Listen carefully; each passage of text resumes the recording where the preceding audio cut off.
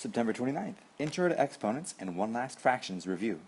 An exponent is a way of writing repeated multiplication in a really short way. This week we'll be working with exponents in ways we haven't before. Let's start by looking at something simple and look at the parts. X cubed, or x to the third power. In its expanded form, this is x multiplied by x multiplied by x, or x multiplied by itself 3 times. See the 3?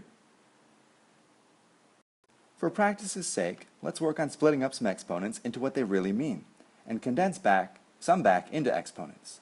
So expanding each one, x cubed is x times x times x. 7 to the 4th power. We can use dots here for multiplication, just because we're going to have a lot of them. So 7 times 7 times 7 times 7 is multiplied by itself 4 times. Doesn't matter if we have variables, the same rules apply. C to the 4th power is c multiplied by itself 4 times. And 12 multiplied by itself 7 times. P times p times p. 8 times 8 times 8. And see if you can do a few of these on your own. Working backwards, if we condense each into a single exponent, we notice that the same term is multiplied by itself 3 times. So we can make that term our base. And how many times do we multiply it? 3 times. That's our exponent. For the next one, y is our base, and our exponent is 4. If z is our base, how many times do we multiply? 1, 2, 3, 4, 5, 6. That's our exponent. The same works with numbers. 1, 2, 3, 4, 5, 6, 7. And how many 3's are there here? 11. Try the next few. Things get a little tricky now when we have a coefficient and a variable. So we would write 2x, but we'd put it in parentheses and take that entire thing to the 7th power.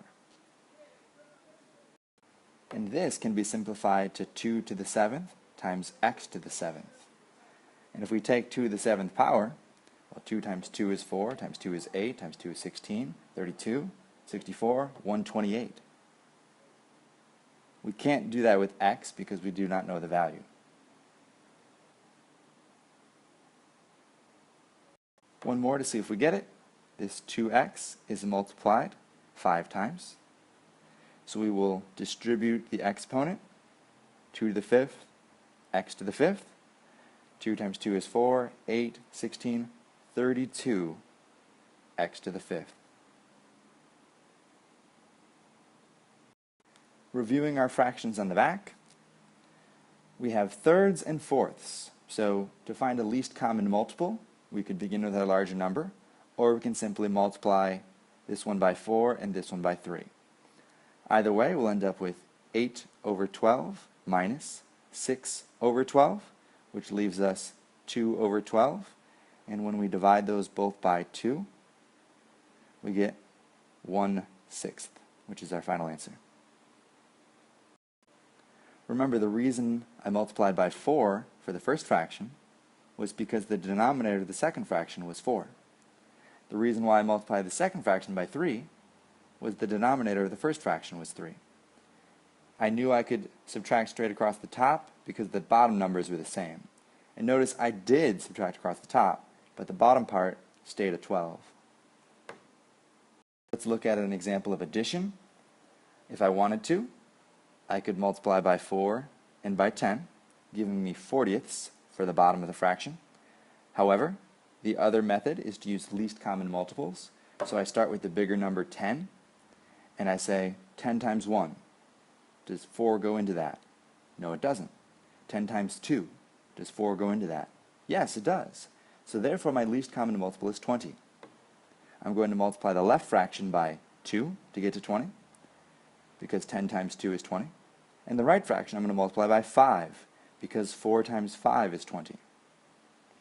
This gives me 8/20 plus 15/20.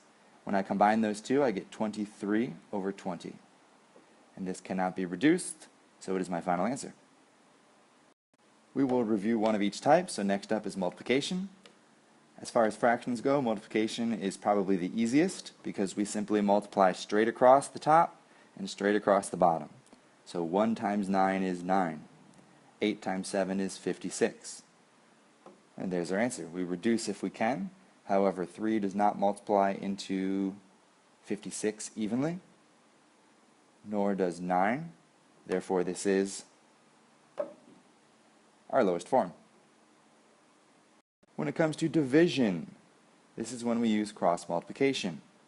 This 4 times 3 goes on the top of a fraction, and 9 times 5 goes on the bottom.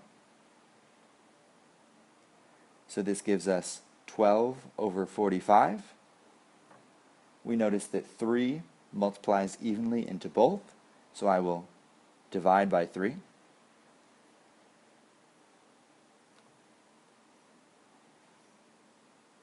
And this gives me 4 over 15, which is my final answer.